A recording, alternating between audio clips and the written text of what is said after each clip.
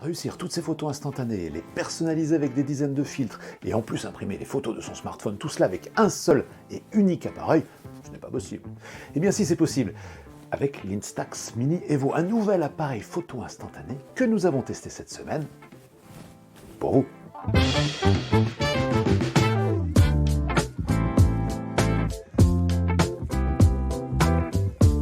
Bonjour et bienvenue dans votre nouvelle vidéo Techno Hebdo Tic-Tac garantie sans sponsor ni publicité. Mais avec cette semaine, celui qui vous donnera peut-être envie de passer à la photo instantanée, l'Instax Mini Evo de Fujifilm. Avec sa bonne bouille d'appareil photo 70s, le Mini Evo de Fujifilm se passe de viseur, mais dispose, comme vous l'avez constaté, d'un écran de contrôle. Cet écran va non seulement vous permettre de réaliser votre visée, mais aussi de vérifier la qualité de photo avant de l'imprimer, comme ceci.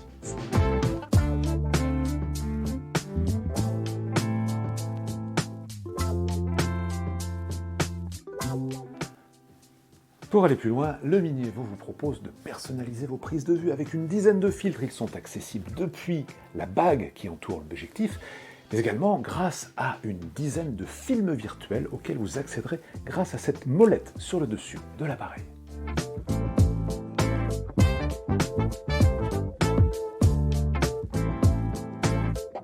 Mais ce n'est pas tout, puisque le Mini Evo de Fuji est également une imprimante photo pour smartphone. C'est très simple, il fonctionne avec une application qui vous permettra de sélectionner les photos que vous souhaitez imprimer, de leur appliquer un recadrage, une rotation éventuelle, voire un filtre monochrome ou sépia, puis de lancer l'impression et vous obtiendrez votre photo en 4 minutes chrono.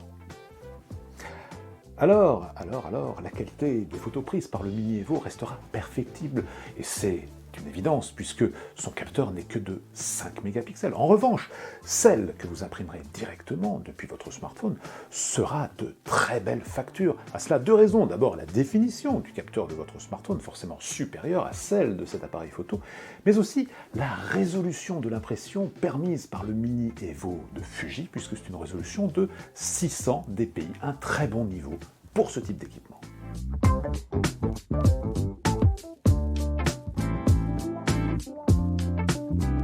Alors on regrette un petit peu que l'application qui est proposée par Fuji ne permette pas autant de possibilités créatives qu'il en est donné d'en avoir directement depuis l'appareil photo. Un appareil photo qui est vendu 199 €.